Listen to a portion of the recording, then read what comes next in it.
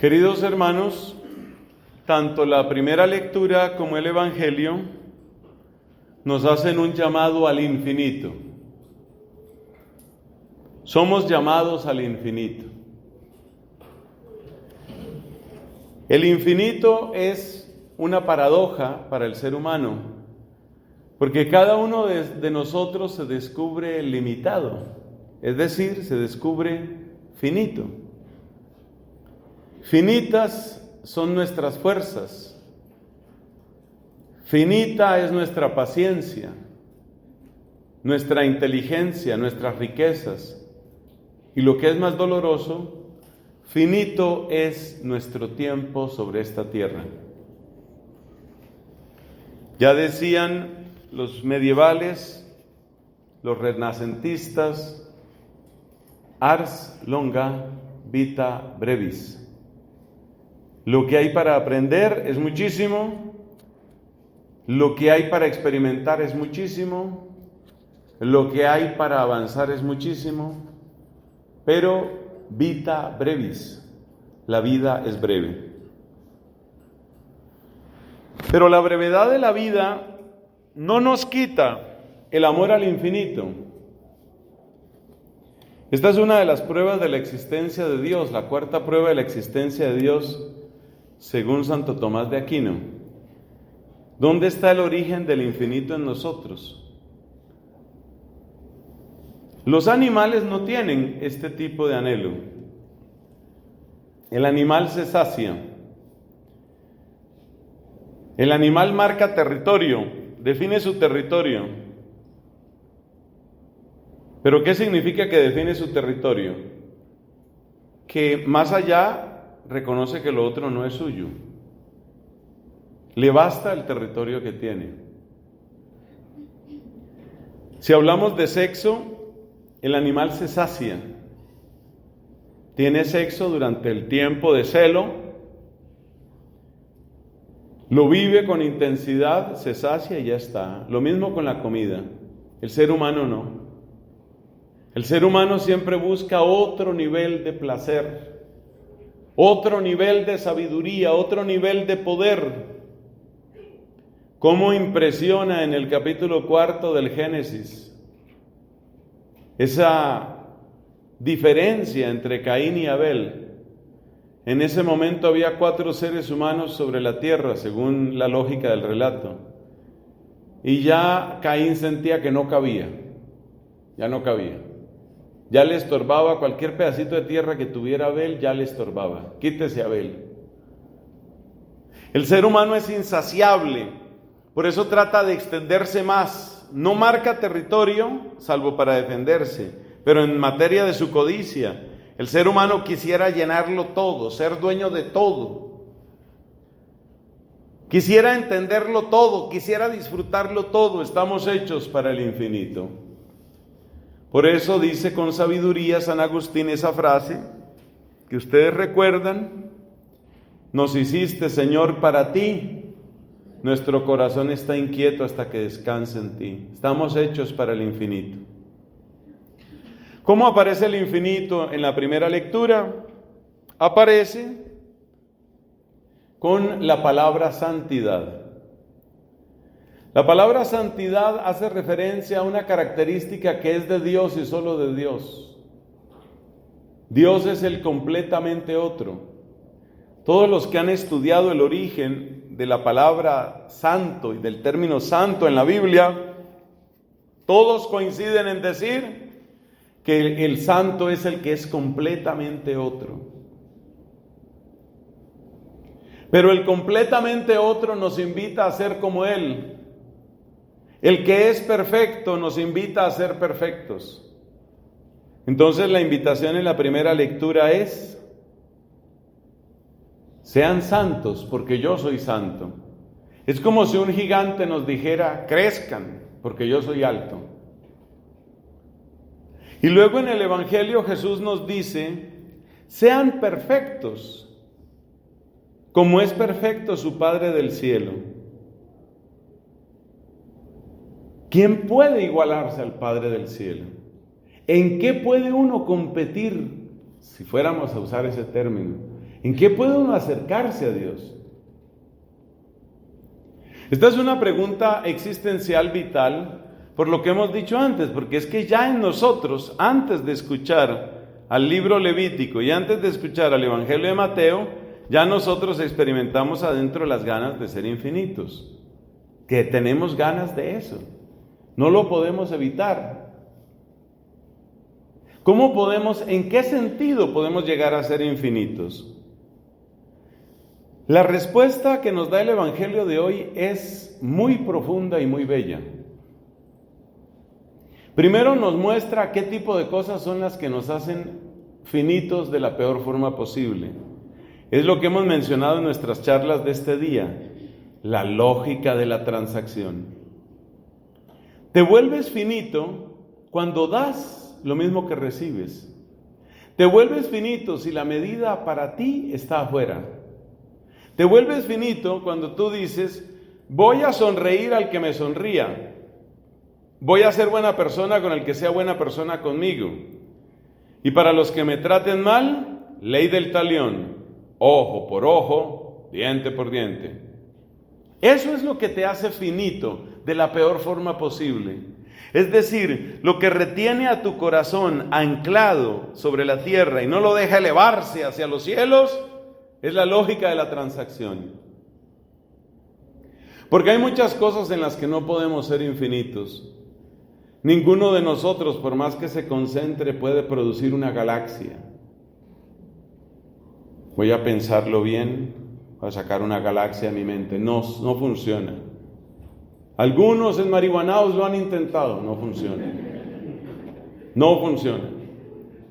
Yo no puedo ser infinito en el poder creador, no puedo ser infinito en la sabiduría.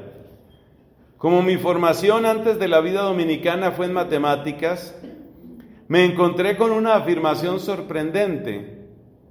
Ya algunos matemáticos del siglo XX y también del XXI han afirmado que hay problemas matemáticos que quizás son solubles, pero se necesitaría tanto tiempo para construir y entender la teoría que los hace solubles que ninguna vida humana va a alcanzar a resolverlos.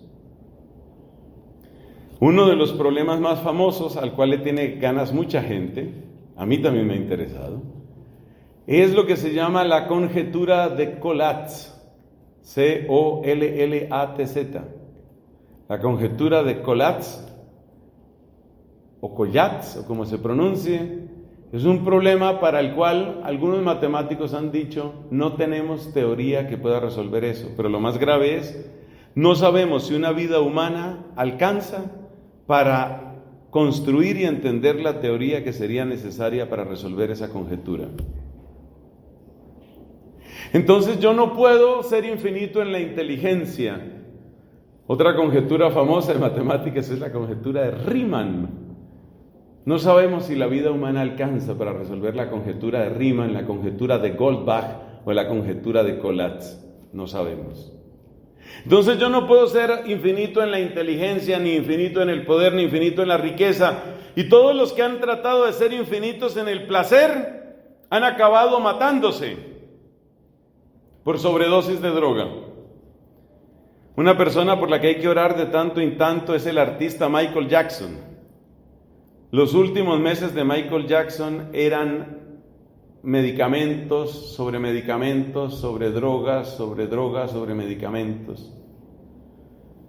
Tenía que tomarse algo muy fuerte para poder dormir en la noche, y luego tomarse un estimulante muy fuerte para funcionar en el día, y luego una droga muy fuerte para dormir, y luego otra droga muy fuerte para trabajar, y luego otra fuerte para dormir, y luego otra fuerte para trabajar, hasta que un día se murió. Y hay muchos que se han muerto por sobredosis. Entonces yo no puedo ser infinito en la inteligencia, ni puedo ser infinito en el placer, ni puedo ser infinito en la duración, ni puedo ser infinito en el poder. Cristo nos enseña en qué podemos ser infinitos. Realmente uno podría decir que podemos ser infinitos en el amor. En el amor podemos ser infinitos. Pero resulta que también ahí puede haber una trampa. Porque cuando uno habla de un amor infinito, uno podría referirse simplemente a una especie de sentimiento, deseo o pasión. Cristo le da el rostro a un amor infinito en este evangelio de hoy. El amor infinito es el que rompe la lógica de la transacción. La lógica de la transacción es: yo doy en proporción a lo que recibo. Romper la lógica de la transacción es: yo doy cuando no recibo. Yo doy cuando no agradecen. Yo doy donde no lo esperan. Yo doy donde no se lo merecen. Ese es el amor infinito. Entonces, un ser humano como usted y como yo, ¿en qué nos podemos parecer a Dios? Yo no me puedo parecer a Dios en el poder creador, ni en la inteligencia, ni en el placer. En eso no me puedo parecer a Dios. Pero sí me puedo parecer a Dios en amar con una lógica que supere la lógica de la transacción. La lógica de la transacción, ¿cómo se rompe? Cuando yo amo donde no me aman, cuando yo sirvo donde no agradecen, cuando yo siembro donde no lo esperan, cuando yo ayudo donde no me toman en cuenta, cuando yo hago y sé que nadie lo va a saber. Cuando uno toma ese criterio, cuando uno empieza a amar de esa manera, cuando uno empieza a servir de esa manera, cuando uno empieza a hablar y a obrar de esa manera, uno ha roto la lógica de la transacción. Ningún animal puede romper la lógica de la transacción. Yo sé que ustedes tienen gatos. Lo entiendo perfectamente. Usted necesitaba un gato, lo entiendo. Entonces tiene su gato. Bueno, tenga su gato. Ninguno de sus gatos, ninguno de sus perros, ninguno de sus peces, ninguna de sus mascotas, ningún animal puede romper la lógica de la transacción. Están aprisionados en su finitud. Tú también estás aprisionada o estás aprisionado en tu finitud en la medida en que tú tampoco puedes ser infinitamente inteligente, infinitamente poderoso, infinitamente. Tú no puedes. Pero sí hay algo en lo que tú puedes ser infinito. Puedes ser infinito cuando empiezas a amar donde no hay amor. Cuando empiezas a servir donde nadie agradece. Cuando empiezas a obrar sin que nadie se dé cuenta. Cuando empiezas a interceder sin que nadie aplauda. Ahí empiezas a ser infinito. Y eso es lo que nos propone Cristo. Los ejemplos que da Cristo son ejemplos metafóricos. Por ejemplo, cuando Él dice que uno ponga la otra mejilla o ese tipo de cosas, son ejemplos metafóricos, son maneras de hablar. Por ejemplo, aquello de que el que te haga caminar 1 kilómetro, dice aquí 1 milla, dice el original, el que te haga caminar 1 milla, acompáñale 2. ¿A qué se refiere Cristo? Hace rato eso está aclarado. Resulta que los soldados romanos cargaban un equipaje que era pesado. Y resulta que hasta donde sabemos los morrales romanos no eran ergonómicos. Entonces estos romanos con sus morrales antiergonómicos tenían que caminar muchos kilómetros. Los soldados romanos, gente pagana, antipática, odiosa y odiada, iban con sus morrales y ¿qué hacían? Obligaban ahí a cualquiera. Usted, por ejemplo, venga, ayude. No quiero, a palo lo agarraban y le ponían su morral y usted me acompaña 1 milla. O sea, para descansar un poco del peso. Los ejemplos que da Cristo se refieren a cosas de su tiempo. Pero esos ejemplos no están para que nosotros los interpretemos de un modo semántico estricto. Porque el mismo Cristo, cuando lo golpearon en la pasión, dijo: si he hablado mal, dime en qué, y si no, ¿por qué me pegas? Entonces, los ejemplos de Cristo no son para la literalidad o el literalismo. Los ejemplos de Cristo son para que entendamos que hay que romper la lógica de la transacción. Terminemos esta reflexión entonces con 3 puntos. Primer punto: ¿qué puede hacer uno para romper la lógica de la transacción cuando lo han hecho sufrir de manera injusta? La persona que me ha maltratado, que me ha estafado, la persona que me ha robado, la persona que me ha humillado, ¿qué puedo hacer con esa persona? ¿Cómo puede entrar el amor infinito en ese cuerpo, en esa historia? Bueno, según nuestra amiga de Siena, según la doctora, el primer acto de la caridad es siempre la oración. Y la primera oración que se puede hacer por la persona que me ha maltratado, ¿cuál es? Una oración que es tomada del Padre Nuestro, que es la oración perfecta. ¿Y cuál es la oración que yo puedo hacer derivada del Padre Nuestro como primer acto de caridad para la persona que me ha lastimado, me ha herido, me ha estafado, me ha robado, ha abusado de mí? ¿Cuál es la primera oración que puedo hacer? Padre, cumple, Padre no, o Señor, como quieras decir, Padre, Señor, Señor, cumple tu voluntad en, y ahí dices el nombre de la persona. Esa oración se puede decir siempre, incluyendo la persona que te robó, la persona que abusó de ti, la persona que secuestró a tu papá, perdón que sea tan gráfico, la persona que arruinó tu patrimonio, la persona que dañó tu nombre para siempre. También por esa persona se puede orar exactamente las palabras que te voy a decir. Señor, cumple tu voluntad en, y ahí se dice el nombre de la persona. Esa oración tiene muchas bendiciones, por eso yo la propago tanto. Esa oración tiene muchas bendiciones. Tiene la bendición de la sinceridad. Tú no te sientes hipócrita orando así. Porque si una persona, por ejemplo, tú eres casada y una persona se quedó con tu esposo, empezar a orar, Señor, que tengan felicidad. No, eso es hipócrita. Eso es hipócrita. No, eso no va a funcionar. Entonces uno no puede desear y seguramente no debe desear felicidad al que ha hecho una cosa de esas. Pero lo que uno sí puede desear es que la voluntad de Dios se cumpla en esa persona. Eso sí se puede desear. Entonces, primer punto en nuestras conclusiones. ¿Cómo puedo orar? ¿Cómo puedo hacer bien? ¿Cómo puedo amar al enemigo, al que me ha maltratado, al que ha destruido mi nombre, al que ha acabado con los mejores años de mi vida, al que se robó mi patrimonio, al que dañó a la persona que yo más amaba? ¿Cómo puedo orar por esa persona? Puedo orar diciendo en toda circunstancia y lugar, Señor, cumple tu voluntad en. Yo siempre creía que no tenía enemigos, hubiera muerto en mi ingenuidad. Resulta que uno sí tiene enemigos, uno sí tiene gente a la que uno le cae radicalmente mal y sí hay gente que quiere que uno no surja. Eso pasa en todas partes. Si eso sucede, entonces yo empecé a aplicar esta oración, porque lo que me sucedió fue una terrible traición. De esas personas que te dicen, no, yo jamás, y luego resulta que sí lo hizo. Eso fue horrible, eso fue horrible.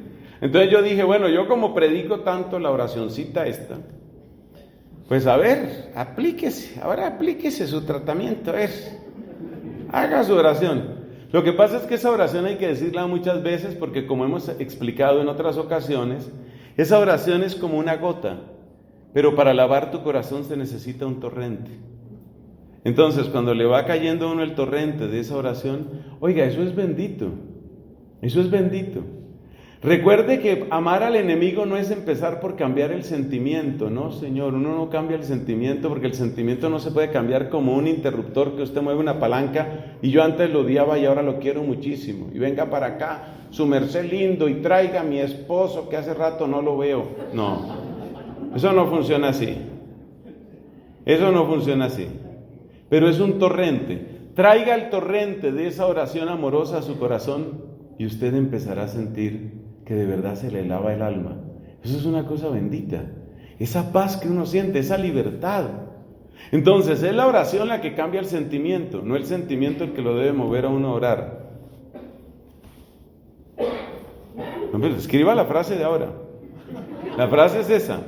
Es la oración la que cambia el sentimiento, no el sentimiento lo que lo debe mover a uno a orar. Porque si usted empieza, a ver cuándo empiezo yo a sentir cosas bonitas por la vieja bruja esa que se llevó.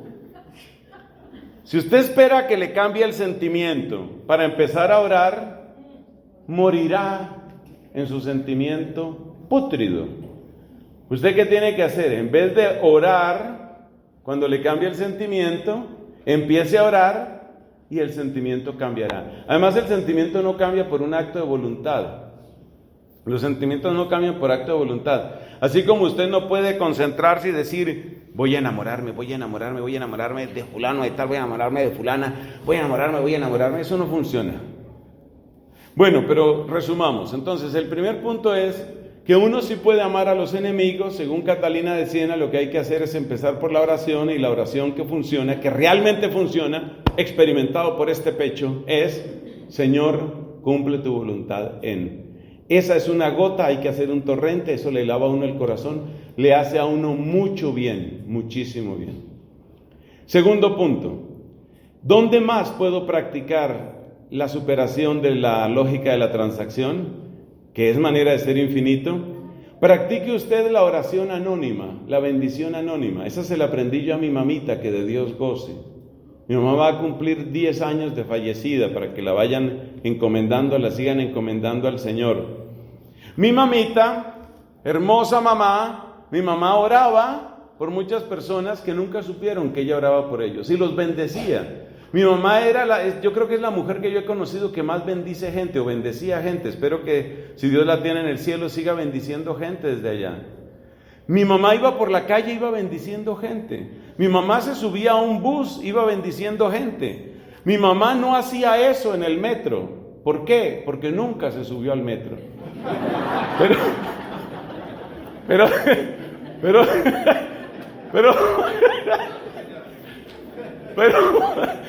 donde mi mamá estaba, lo hacía. Bendigan gente anónimamente, bendíganla. Nunca sabrán. Mucha gente nunca supo. De vez en cuando mi mamá contaba por quién había orado ese día en la calle. Yo ya en esa época era sacerdote y yo la escuchaba, y claro, uno tiene algo de teología, y yo la escuchaba y decía, mi mamá no tiene el grado de teología, pero sí tiene el grado de cristiana. Impresionante. Entonces, ve, ahí puede practicar usted la superación de la lógica de la transacción. Y el otro es, no busque usted el agradecimiento. Mire, muchas veces uno depende del agradecimiento más de lo que uno cree. No busque usted el agradecimiento. No se quede con el agradecimiento. Y piense usted, no sé, esta idea es tan infantil lo que le voy a decir, que usted va a sonreír con ternura y va a decir, ay, este padrecito, pobrecito. Pero yo tengo una idea así como muy bancaria. Más o menos la idea es esta: cuando a usted le agradecen, ya quedó pago. Cuando no le agradecen, consignación en los cielos. Esa es la idea bancaria que yo tengo. Es una idea infantil, pero a veces las ideas infantiles son bonitas y son ciertas. Entonces, cuando a usted no le agradezcan, en vez de usted ponerse bravo, llamar a 4 amigas y decir, oiga, la gente ¿cómo es? ¿Cómo es la gente? ¿Podés creer lo que me han hecho? En vez de estar usted llamando a 4 o 5 personas a hablarle mal de la humanidad, cuando no le agradezcan, usted dice, consignación en los cielos. Dígalo, pero es que créame, usted tiene que creerme, créame. Diga, consignación en los cielos. ¿Qué quiere decir eso? Que cuando usted consigna en los cielos, eso es lo que usted va a encontrar. Entonces, si usted no ha consignado nada en los cielos, yo no sé cómo será eso. Yo ahí ya no respondo. Eso de que usted se muera y llegue allá a chequear saldo, 0. Yo ahí no digo nada, yo ahí me quedo callado, yo no digo nada. Porque usted, ¿yo qué culpa? Usted no consignó. Es lo que en otros países llaman depósito, porque estas homilías las oyen también en otros países. Eso se llama depósito. En España nunca dicen consignación, dicen depósito a la cuenta bancaria. Entonces uno tiene que ir depositando, uno tiene que ir consignando, tiene que hacer depósito en los cielos. La Madre Teresa de Calcuta tenía una gran predilección por aquellos moribundos que muriendo ni siquiera daban las gracias. Ella sentía consignación en los cielos, depósito en la cuenta del cielo. Y eso es lo que usted se va a llevar. Por eso nos dice Cristo, mire, no estén contando ustedes con que ya le paguen. Por eso dice el Señor, ¿qué mérito tienen? No esté contando. Claro, esa es una lógica extraña, porque quiere decir que uno debería amar más trabajar donde menos lo quieren, donde menos le agradecen. Hay un santo que guardó lo mejor de sus fuerzas para trabajar donde nadie lo conocía, donde nadie le quería y donde hasta sabemos nadie le agradeció. Ese hombre se llamaba Carlos de Foucault. Conozca usted un poco de Carlos de Foucault, dónde vivió y dónde murió, y usted verá que este hombre hizo la consigna de vivir en un lugar donde nadie agradecía, donde nadie lo quería. Bueno, sí lo querían, era un hombre pacífico con el que se hizo monje, se podía vivir con él. No era que lo odiaran exactamente, aunque al final pues murió mal. ¿Pero qué? Murió mal pues por la gente que por la gente que lo rechazaba. Pero ¿a dónde voy yo? Consignación en los cielos. Entonces, si nosotros los cristianos empezamos a aplicar el principio de consignación en los cielos, usted verá que muchas cosas cambian en el mundo. Porque claro, si todos buscamos los lugares donde hay aplauso, donde hay reconocimiento, donde hay gratitud, donde hay recompensa, donde hay dinero, se empieza a afianzar o se empeora la situación de injusticia en el mundo. Pero si empezamos a servir, a amar, a bendecir, a perdonar, donde nadie lo hace, entonces de algún modo se hace más presente el Evangelio del Señor.